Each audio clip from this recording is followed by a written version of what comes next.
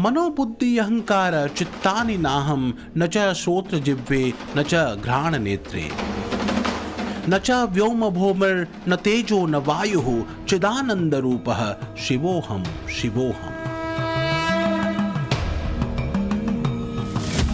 मैं न तो मन हूं न बुद्धि न अहंकार हूं न ही चित्त हूं। मैं न तो कान हूं न ही जिह्वा न नासिका और न ही नेत्र हूं।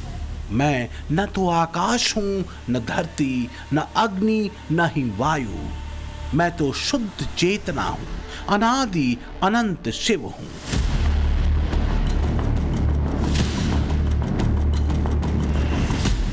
सनातन की महान धारा में निरपेक्षता एक बोध है और सुख दुख हानि लाभ विषय अविषय के निरपेक्ष हो जाना ही बुद्धत्व है, शिवत्व है। यही दर्शन युगों युगों तक सनातन दर्शन की पवित्र धारा में बहा है और इसी दर्शन को एक बार फिर खंडित भावाभिव्यक्ति भाषा और मन के साथ एक सन्यासी ने महाकुंभ में गाया है। तन में मनः शिव संकल्पमस्तु, यानी हमारा मन हमेशा पवित्र सकारात्मक और शुभ विचारों से भरा रहे।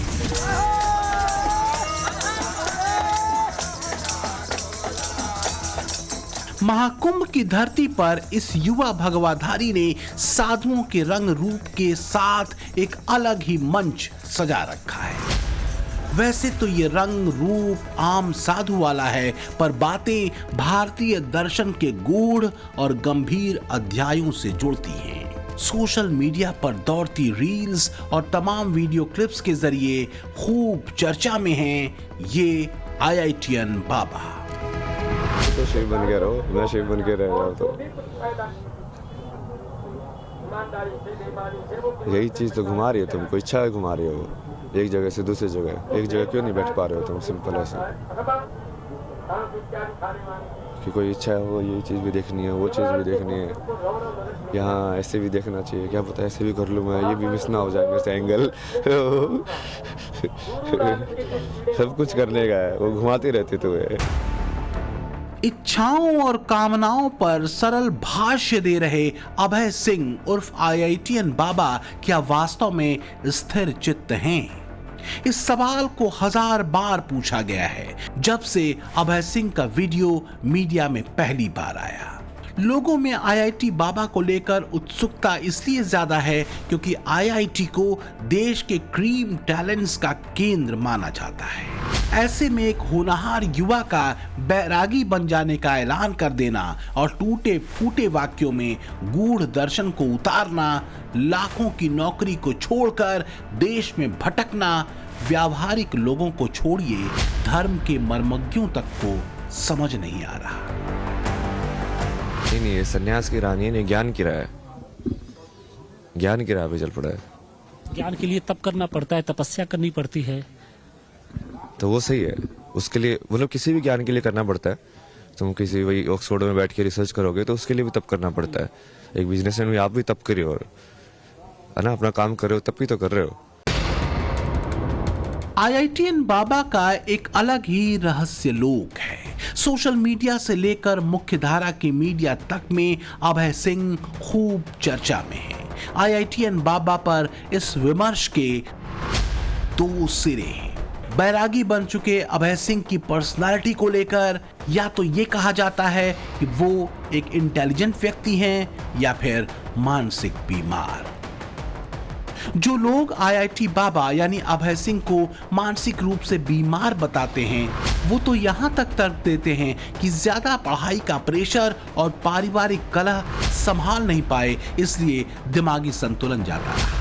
जब ये सवाल IIT बाबा से पूछा जाता है कि लोग उन्हें पागल कहते हैं तो वो हंसते हुए कहते हैं, मुझे तो कुछ नहीं बनना है। IITian बाबा यानी अभय सिंह के जीवन दर्शन या फिलॉसफी से कोई सहमत हो सकता है या असहमत हो सकता है। कोई उन्हें मानसिक बीमार बता सकता है, लेकिन उनके तर्कों को इग्नोर कर पाना थोड़ा मुश्किल तो दिखता है। क्या इसकी वजह यह है कि युवा बैरागी ने भारतीय दर्शन और अध्यात्म दोनों को वैज्ञानिक नजरिए से पढ़ा और जिया है?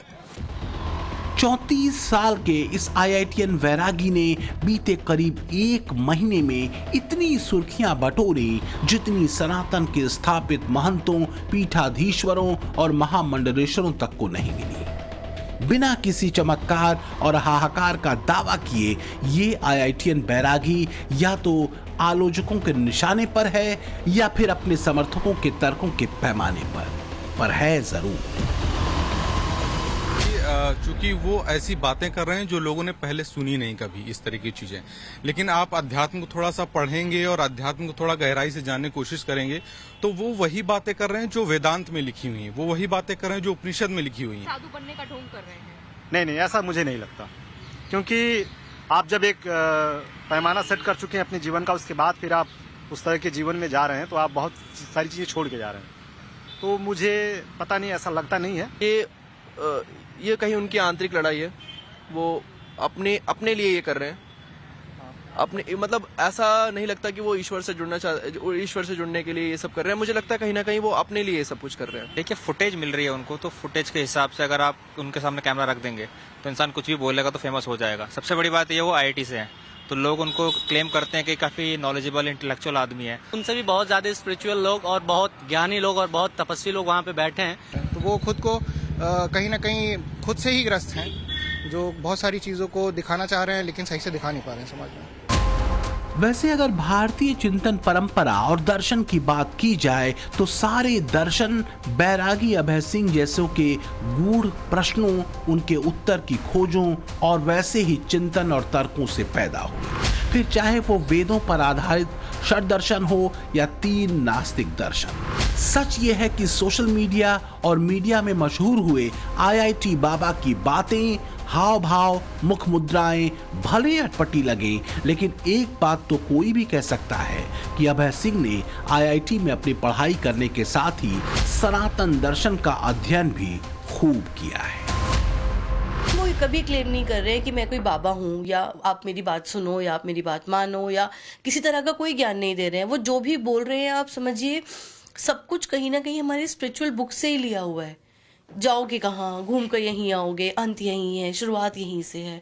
तो ढोंग का तो स्कोप थोड़ा कम है इनके केस में। हाँ, but he is a well learn man, very informative. May be he had multiple life traumas in his life which has put him into the situation and this shape what he is in right now.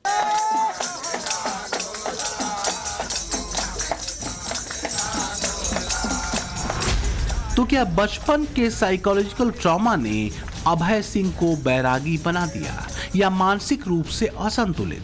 लेकिन कहीं ऐसा तो नहीं कि अपने सीमित विज्ञान और दर्शन के ज्ञान के चलते हम बैरागी अभय को समझ ही नहीं पा रहे। इसे समझने के लिए हमें आईआईटीएन बाबा के रंग रूप में ढल चुके अभय की बातों को सनातन दर्शन के पैमाने पर देखना तो चाहिए।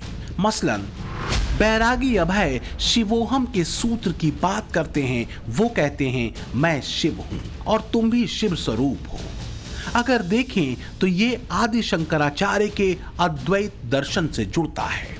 बैरागी आईआईटीएन बाबा कहते हैं कि शांति और सुख का सूत्र सिर्फ सनातन के पास है, इसलिए युवाओं को विज्ञान और दर्शन दोनों तक पहुंचना चाहिए। इसी तरह ये आईआईटीएन बैरागी अभय ज्ञान मार्ग की चर्चा करते हैं। इसका सनातन सूत्र भी श्रीमद् भगवद गीता के 4थे अध्याय के 38वें श्लोक में मिलता है। इसी तरह नारी सम्मान को लेकर अभय कहते हैं, यत्र नार्यस्तु पूज्यन्ते रमन्ते तत्र देवता, यानी जहां नारी का सम्मान होता है वहां देवता निवास करते हैं। ये सनातन सूत्र मनुस्मृति के 3रे अध्याय के 56वें श्लोक का है। तो तुमको यदि सही में लगता है कि एक बढ़िया संसार बन सकता है, यत्र नार्यस्तु पूज्यन्ते रमन्ते तत्र देवता, तुमको सही में वो संसार बनाना है तो सबसे पहले तो देखना पड़ेगा कि वो संसार है क्यों नहीं वैसा। क्यों तुम फेमिनिन एस्पेक्ट ऑफ नेचर को बिल्कुल ग्रांटेड लेते हो, जो देने वाला एस्पेक्ट है।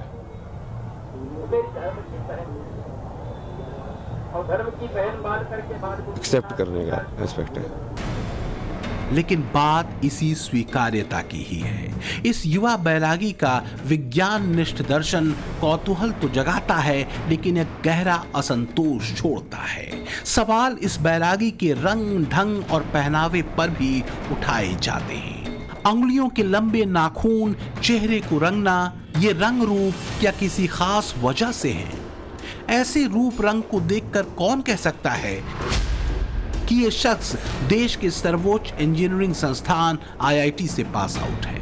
इसने एरोस्पेस इंजीनियरिंग में मास्टर डिग्री ली हुई है, जिसके पास डिजाइनिंग की भी डिग्री है, जो कनाडा में एयरक्राफ्ट कंपनी में काम कर रहा था, जिसकी शुरुआती सैलरी लाखों में थी। सब कुछ त्याग कर अलग यात्रा पर निकल गया। तो IIT बॉम्बे में भी मैं फिलोसफी वगैरह की कोशिश लिए, फिलोसफी ऑफ लाइफ, एपिस्टेमोलॉजी, ये सब पढ़ने के लिए, क्योंकि वो मीनिंग ऑफ लाइफ समझने के लिए ना, कि लाइफ का मतलब क्या है, ताकि मैं समझूं कि मुझे करना क्या है। मैं तो लोगों को यही समझ आता हूँ कि तुमको जब गेम ही समझ में नहीं आया पूरा क्या है, तो तुम खेल क्या रहे हो।